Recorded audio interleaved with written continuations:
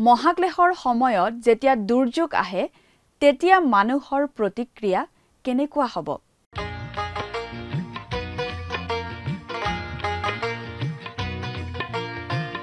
আজিৰে পবিত্ৰ ক্ষণতে উজলি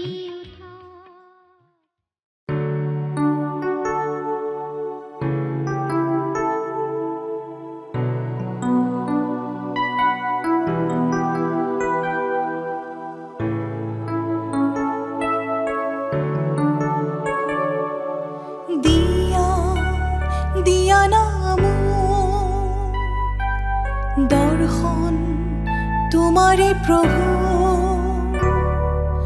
দিয়া দিয়া নাম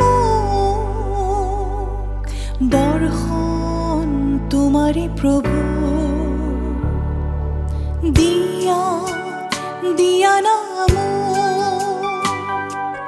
দর্শন তোমারে প্রভু দিয়া দিয়া নাম দর্শন তোমারে প্রভু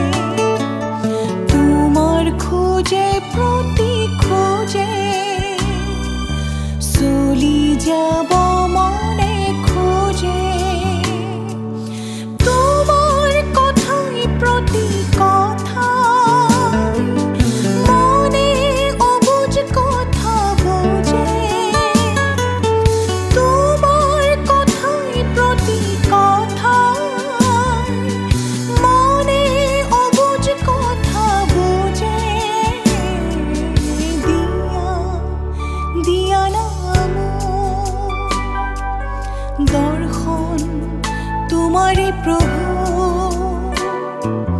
দিয়া দিয়া নাম দর্শন তোমারে প্রভু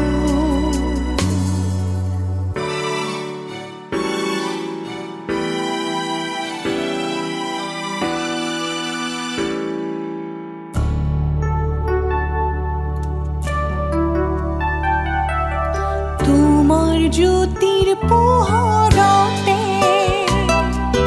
জীৱনৰ পোহৰ মই পালো তোমাৰ জ্যোতিৰ পোহৰতে জীৱনৰ পোহৰ মই পালো মোৰে পদে প্ৰতি পদে তোমাৰ খোজৰ পৰশ পালো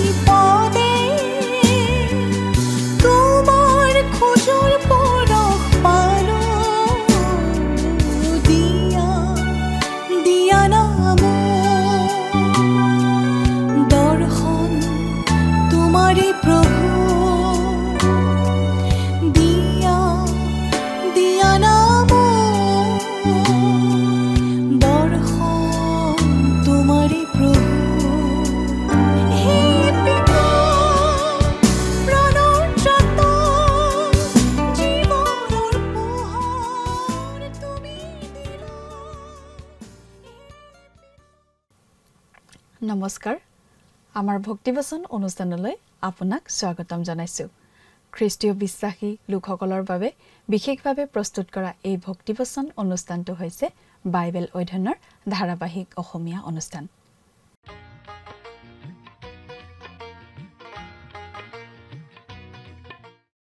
প্ৰিয় দৰ্শক আপুনি যদি আমাৰ আগৰ অনুষ্ঠানটো শুনিছিল তেনেহলে আপোনাৰ নিশ্চয় মনত আছে যে আমি এতিয়া বাইবেলৰ নতুন নিয়ম খণ্ডৰ প্ৰকাশিত বাক্য নামৰ পুস্তকখন অধ্যয়ন কৰি আছো আৰু যোৱা অনুষ্ঠানত আমি এই প্ৰকাশিত বাক্য পুস্তকৰ 15 নম্বৰ অধ্যায়ৰ 3 নম্বৰ পদৰ পৰা 8 নম্বৰ পদলৈকে পঢ়ি তাৰ ভিত্তিত আগবঢ়োৱা আলোচনা শুনিবলৈ পালো। আজিৰ অনুষ্ঠানত আমি এই প্ৰকাশিত বাক্য পুস্তকখনৰ 16 নম্বৰ অধ্যায়ৰ 1 নম্বৰ পদৰ পৰা 11 নম্বৰ পদলৈকে পঢ়ি তাৰ ভিত্তিত আগবঢ়োৱা আলোচনা শুনিবলৈ পাম।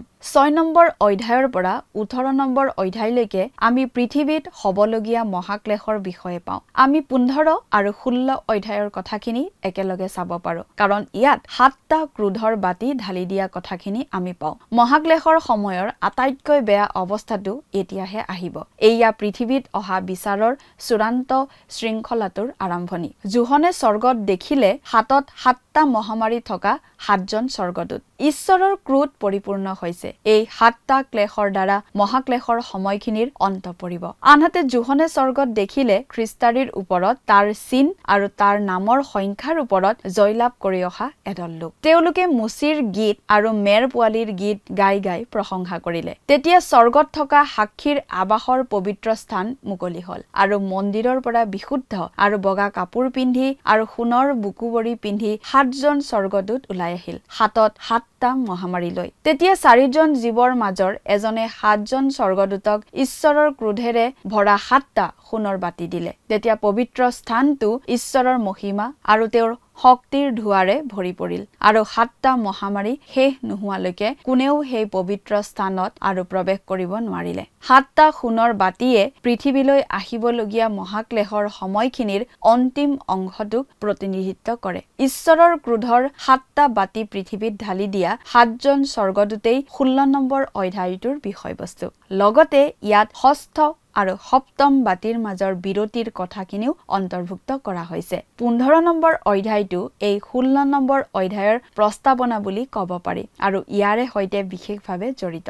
এই ক্ৰোধৰ বাতিবোৰ জগতৰ ওপৰত ঈশ্বৰৰ প্ৰত্যক্ষ বিচাৰ। এই সময়খিনি বেছি দীঘলীয়া নহয়। এই অধ্যায়ত দিয়া বিচাৰ আৰু মুচিৰ যোগেদি মিছৰৰ ওপৰত ঈশ্বৰে কৰা বিচাৰৰ মাজত এক নিশ্চিত সাদৃশ্য আছে। প্ৰিয় দৰ্শক, কথাবোৰ অধিক বহলাই চাবলৈ আহকচোন। এতিয়া আমি মূল আলোচনাটোৰ মাজলৈ আগবাঢ়ি যাওঁ।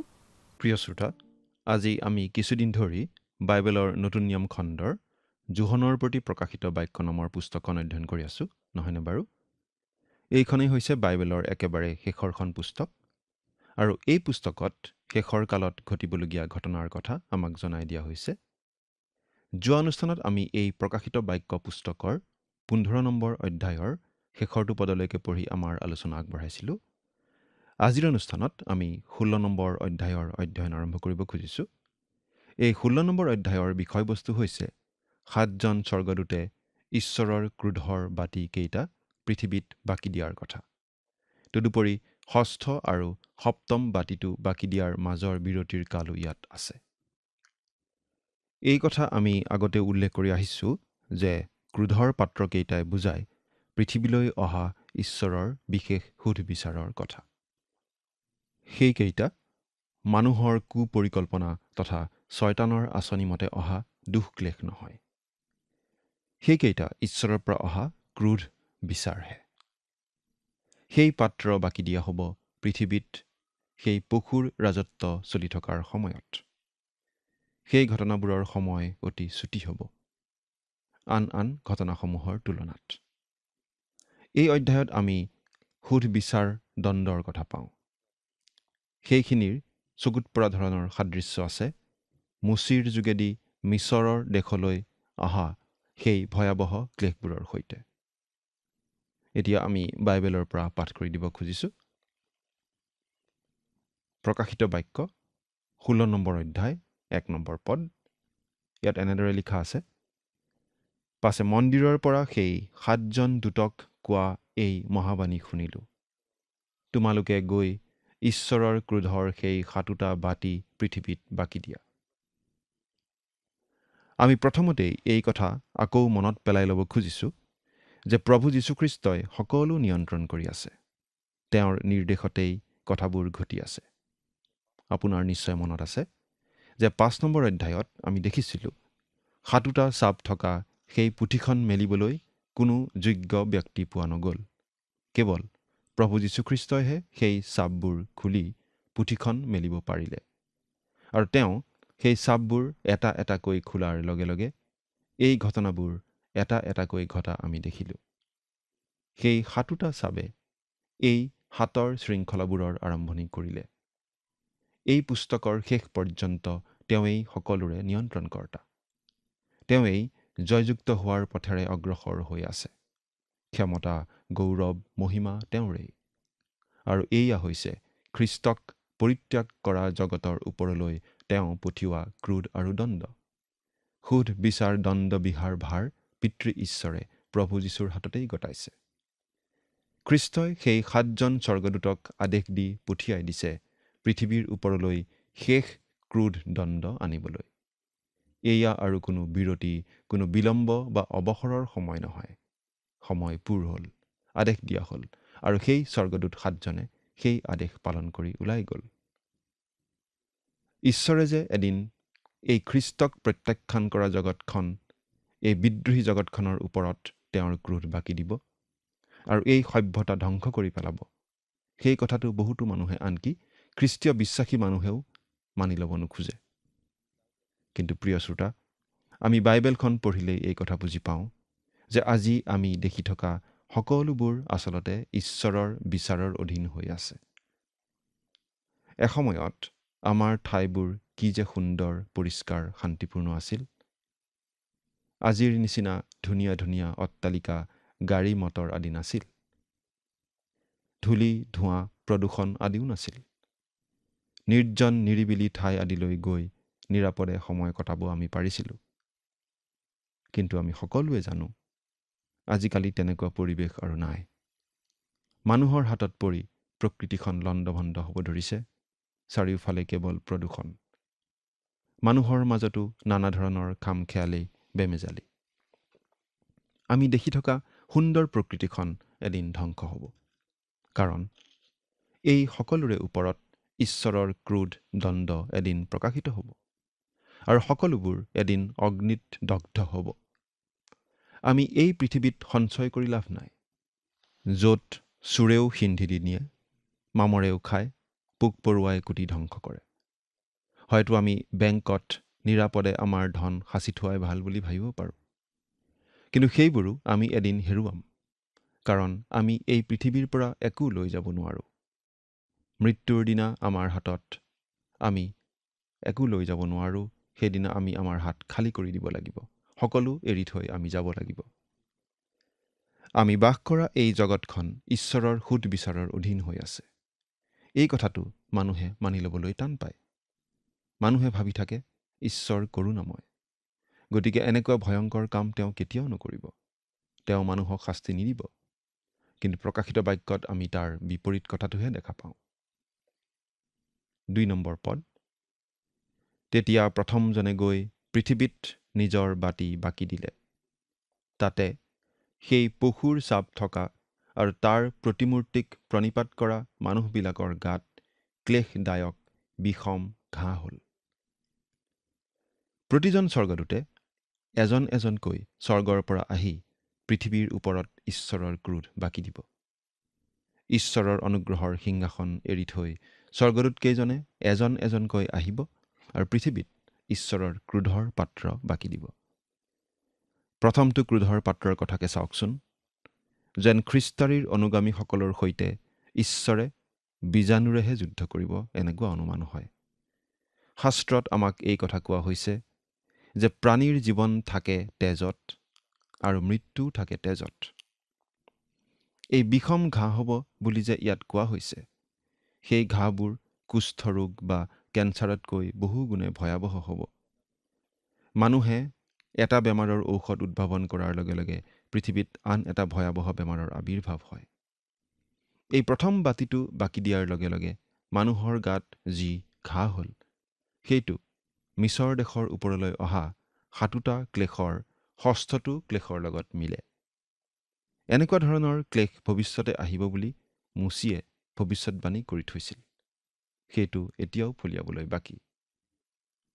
আমি 2 বিৱৰণ পুস্তকৰ 28 নম্বৰ অধ্যায়ৰ 15 নম্বৰ পদত এনেদৰে পাওঁ। কিন্তু মই আজি তোমাক তেওঁৰ যি যি আজ্ঞা আৰু বিধি দিছোঁ সেই সকলোকে পালন কৰি সেইমতে কাৰ্য কৰিবলৈ যদি তুমি তোমাৰ ঈশ্বৰ জিহুৱাৰ বাক্যলৈ কাণ নিদিয়া, তেন্তে এই সকলো শাও তোমাৰ ওপৰত পৰিব আৰু তোমাক ফলিয়াব। তাৰে তালিকাখন আমি বাইবেলত পাওঁ এনেদৰে: জিহুৱাই তোমাক মিছৰীয়া বিহ, ফুহুৰা, কহু, ফাপৰ আৰু খজুলি এইবোৰ সুস্থ কৰিব নোৱাৰা ৰোগেৰে প্ৰহাৰ কৰিব। 2 বিৱৰণ 28 অধ্যায় 27 নম্বৰ পদ। আৰু এই বেমাৰবোৰ দুৰাৰোগ্য বুলি কোৱা হৈছে। এয়া মুচিয়ে কৰি থোৱা ভাৱবাণী। এতিয়া আমি প্ৰকাশিত বাক্যত দেখিছোঁ যে সেই পশু অৰ্থাৎ খ্ৰীষ্টাৰীৰ চাব লোৱাসকলৰ গাত বিষম ঘাঁ, অতি বেদনাদায়ক ঘাঁ হ'ব। পশুৰ চাব নোলোৱাসকলে অৰ্থাৎ খ্ৰীষ্টীয় বিশ্বাসীসকলে নানা ধৰণৰ সমস্যাৰ সন্মুখীন হ'ব লগা হৈ থাকিব সেই পশুৰ দিনত। কিন্তু শেষত পশুৰ চাব লোৱা লোকবিলাকৰ এনে ভয়াৱহ অৱস্থা হ'ব যেতিয়া ঈশ্বৰৰ ক্ৰোধ নামি আহিব। বহু সময়ত খ্ৰীষ্টীয় বিশ্বাসীসকলৰ জীৱনলৈ ঈশ্বৰে দণ্ড পঠায় ৰোগ ব্যাধি আদিৰ জৰিয়তে। কিন্তু সেই কথা বুজি অনুতাপ কৰি ক্ষমা খুজিলে আমি আৰোগ্যতা লাভ কৰোঁ। কিন্তু সেই মহাক্লেশৰ সময়ত ঈশ্বৰ বিৰোধীসকলৰ ওপৰলৈ নামি আহিব ভয়াৱহ দুৰাৰোগ্য বেমাৰ। 3 নম্বৰ পদটো পঢ়ি দিছোঁ। দ্বিতীয়জনে সাগৰত নিজৰ বাতি বাকি দিলে, তাতে সেয়ে মৃত লোকৰ তেজৰ নিচিনা হৈ গ'ল, আৰু আটাই জীয়া প্ৰাণী অৰ্থাৎ সাগৰত থকা সকলোৱেই মৰিল। এই ক্লেশটো দ্বিতীয়টো তুৰিধ্বনিৰ সময়ত পৃথিৱীলৈ অহা ক্লেশতকৈ অধিক ভয়াৱহ হ'ব। দ্বিতীয়টো তুৰিধ্বনিত সাগৰৰ কেৱল 3ভাগৰ 1ভাগ পানীহে তেজ হৈ গৈছিল, কিন্তু ইয়াত গোটেই সমুদ্ৰ তেজ হৈ যোৱা বুলি আমি পালোঁ। আৰু সেই তেজ মৰা মানুহৰ তেজ। তেজ হৈছে জীৱনৰ প্ৰতীক। আচলতে সমুদ্ৰ হৈছে জীৱনৰ এটা বিশাল আধাৰ। কিন্তু এই উপদ্ৰৱ বা ক্লেশৰ সময়ত তেজ হ'ব মৃত্যুৰ প্ৰতীক, আৰু সমুদ্ৰ হৈ পৰিব মৃত লোকসকলৰ কবৰৰ নিচিনা। সাগৰৰ পৰা আজিকালি শীতল বতাহ বৈ আহে, কিন্তু তেতিয়া সেই বতাহ হৈ পৰিব অসহ্য দুৰ্গন্ধময়। বাণিজ্য অচল হৈ পৰিব। মানুহ কীট পতংগৰ নিচিনাকৈ মৰিব। মিছৰলৈ অহা প্ৰথমটো উৎপাতত নীল নদীৰ পানীবোৰ তেজ হৈ গৈছিল। ইয়াত তেনেকুৱা সাদৃশ্য এটা আমি দেখা পাওঁ। আমি ঈশ্বৰৰ ওপৰত কিমান নিৰ্ভৰশীল সেই কথা আমি বাৰু কেতিয়াবা অনুভৱ কৰোঁনে? বিজুলী, পানী, গেছ আদি আমি বিভিন্ন প্ৰতিষ্ঠানৰ পৰা পাই আছোঁ ধনৰ বিনিময়ত। কিন্তু তেওঁলোকেনো সেইবোৰ ক'ৰ পৰা পায়? আচলতে সেই সকলোবোৰ ঈশ্বৰেই সৃষ্টি কৰা নহয় জানো? ঈশ্বৰে আমাক সূৰ্যৰ পোহৰ দিয়ে, কিন্তু তেওঁক আমি জানো তাৰ বাবে টকা দিওঁ? আমি খোৱা পানীখিনিৰ কাৰণে ঈশ্বৰক টকা দিওঁ জানো? আমি উশাহ লোৱা বতাহৰ কাৰণে? তেওঁ আমাৰ পৰা টকা নিবিচাৰে। তেওঁ অনুগ্ৰহশীল। সকলো লোককে সমানে তেওঁ সেই সকলোবোৰ দি আছে। কিন্তু এদিন তেওঁ সেই অনুগ্ৰহৰ কাল শেষ কৰিব আৰু তেওঁক প্ৰত্যাখ্যান কৰা এই জগতখনৰ বিচাৰ কৰি দণ্ড বিহিব। এতিয়া আমি চাওঁ তৃতীয়টো ক্লেশৰ বাতি বাকি দিয়াৰ কথা। 4 পৰা 7 নম্বৰ পদলৈকে পঢ়িম। তৃতীয়জনে নদী আৰু জলৰ ভুমুকবোৰত নিজৰ বাতি বাকি দিলে, তাতে সেয়ে তেজ হৈ গ'ল। তেতিয়া জলৰ দূতে এই কথা কোৱা শুনিলোঁ, হে বৰ্তমান ভূত আৰু পবিত্ৰ জনা, তুমি ন্যায়বান, এই কাৰণে তুমি এনে বিচাৰ আজ্ঞা কৰিলা। কিয়নো তেওঁবিলাকে পবিত্ৰ লোক আৰু ভাৱবাদীসকলৰ ৰক্তপাত কৰিলে, তাতে তুমিও তেওঁবিলাকক পান কৰিবলৈ তেজ দিলা। তেওঁবিলাক তাৰ যোগ্য। পাছে বেদীয়ে এই কথা কোৱা শুনিলোঁ, হয়, হে সৰ্বশক্তিমান প্ৰভু পৰমেশ্বৰ, তোমাৰ বিচাৰ আজ্ঞাবোৰ সত্য আৰু ন্যায়। এইটো সেই তৃতীয়টো তুৰিধ্বনিত হোৱা ক্লেশৰ নিচিনা ক্লেশ। কিন্তু তৃতীয়টো তুৰিধ্বনিত নদী আৰু জলসমূহৰ 3ভাগৰ 1ভাগহে নষ্ট হৈছিল। ইয়াত কিন্তু সকলোবোৰ পানী নষ্ট হৈ যাব, অৰ্থাৎ পৃথিৱীত খোৱা পানী নোহোৱা হৈ যাব, অৰ্থাৎ অতি অভাৱনীয়ভাৱে মানুহৰ মৃত্যু ঘটিব। ঈশ্বৰে এনে ভয়ংকৰ দণ্ড বিহিব এই পৃথিৱীৰ লোকসমূহৰ ওপৰত, কাৰণ এই পৃথিৱীয়ে ঈশ্বৰ প্ৰেৰিত ভাৱবাদী আৰু পবিত্ৰ লোকসকলৰ ৰক্তপাত কৰি আহিছে আৰু তেতিয়ালৈকে কৰি থাকিব। গতিকে এয়া হ'ব ঈশ্বৰৰ ন্যায় বিচাৰ। এই বেদীয়ে কোৱা কথা, মানে স্বৰ্গত বেদীৰ তলত ইতিমধ্যে মানুহৰ হাতত শ্বহীদ হোৱা সাধুসকলে ন্যায় বিচাৰ বিচাৰি ঈশ্বৰৰ ওচৰত প্ৰাৰ্থনা জনোৱাৰ কথা বুজোৱা হৈছে। প্ৰকাশিত বাক্য পুস্তকৰেই 6 নম্বৰ অধ্যায়ৰ 9 পৰা 11 নম্বৰ পদত আমি এনেদৰে পঢ়িবলৈ পাইছিলোঁ। আৰু যেতিয়া তেওঁ পঞ্চম চাব মেলিলে, তেতিয়া যিবিলাক ঈশ্বৰৰ বাক্যৰ আৰু নিজে পোৱা সাক্ষ্যৰ কাৰণে হত হৈছিল, তেওঁবিলাকৰ জীৱাত্মা বেদীৰ তলত দেখিলোঁ। তেওঁবিলাকে বৰ মাতেৰে ৰিঙিয়াই ক'লে, হে পবিত্ৰ সত্য প্ৰভু, সুধ বিচাৰ কৰিবলৈ আৰু পৃথিৱী নিবাসীবিলাকক আমাৰ ৰক্তপাতৰ প্ৰতিফল দিবলৈ তুমি কিমান কাল পলম কৰিবা? তেতিয়া তেওঁবিলাকৰ প্ৰত্যেকজনক বগা বস্ত্ৰ দিয়া হ'ল। আৰু তেওঁবিলাকক এই কথা কোৱা হ'ল, তোমালোকৰ যি সহদাস আৰু ভাইবিলাকক তোমালোকৰ নিচিনাকৈ বধ কৰা হ'ব, তেওঁবিলাকৰ সংখ্যা পূৰ নোহোৱালৈকে তোমালোক অলপ কাল ক্ষান্ত হোৱা। ইয়াত সেই প্ৰাৰ্থনাৰ উত্তৰ দিয়া হৈছে হাতে কামে।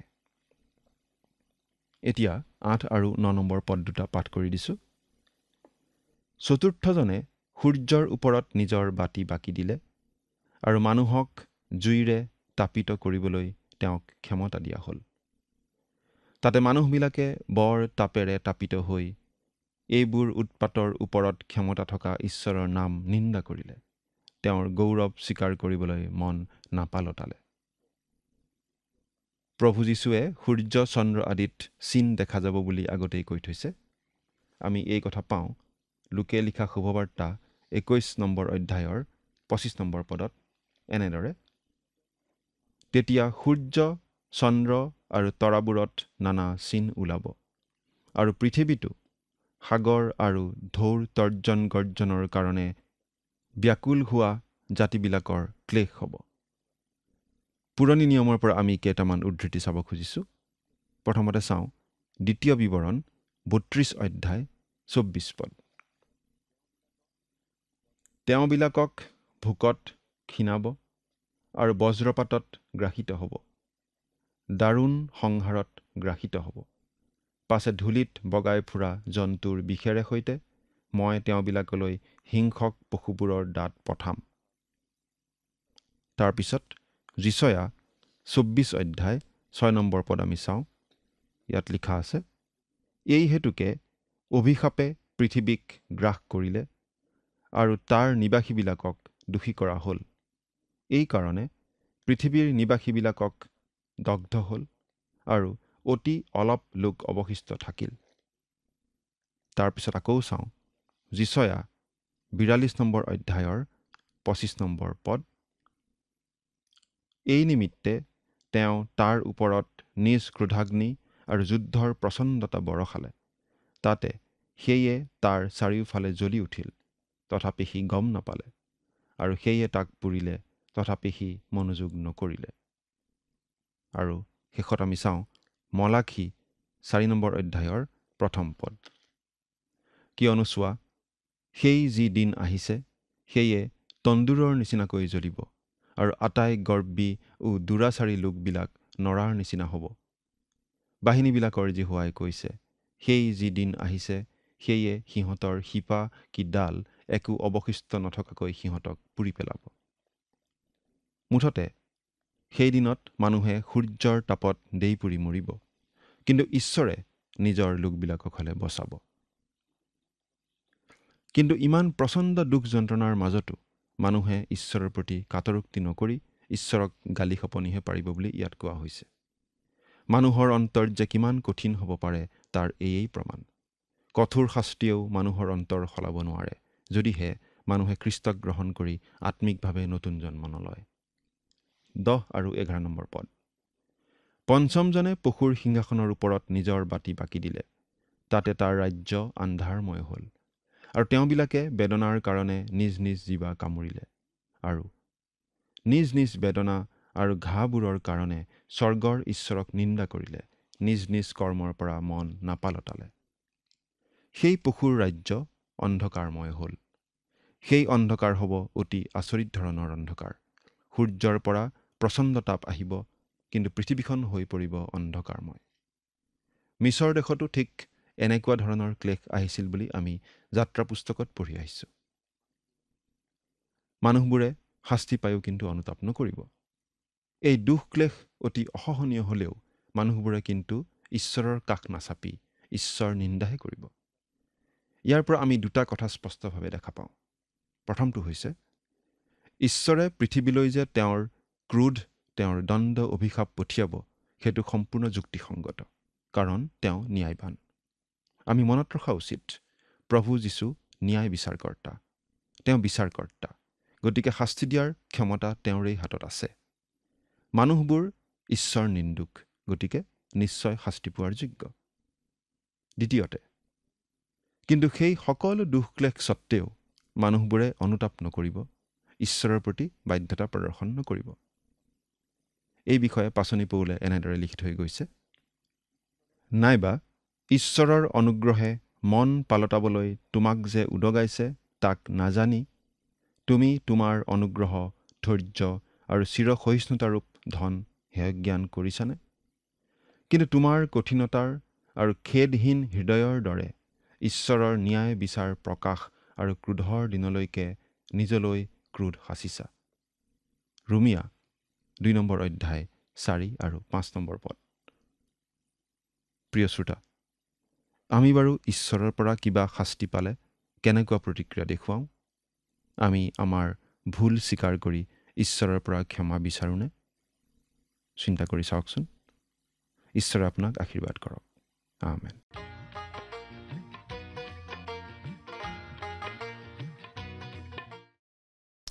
স্বৰ্গৰ পবিত্ৰ স্থানৰ পৰা এটা মাতে স্বৰ্গদূত 7জনক ক্ৰোধৰ বাতিবোৰ পৃথিৱীত বাকি দিবলৈ কোৱা জোখনে শুনিবলৈ পাইছিল। প্ৰথম বাতিটো বাকি দিয়াত খ্ৰীষ্টাৰীৰ সেৱা কৰা আৰু চিন লোৱা মানুহবোৰৰ গাত ঘাঁ হ'ল। দ্বিতীয় বাতিটো বাকি দিয়াত সাগৰ তেজৰ নিচিনা হ'ল আৰু সাগৰত থকা জীৱবোৰ মৰিল। তৃতীয়টো বাতি বাকি দিয়াত পৃথিৱীৰ নদী আৰু পানীৰ উৎসবোৰ তেজ হৈ গ'ল।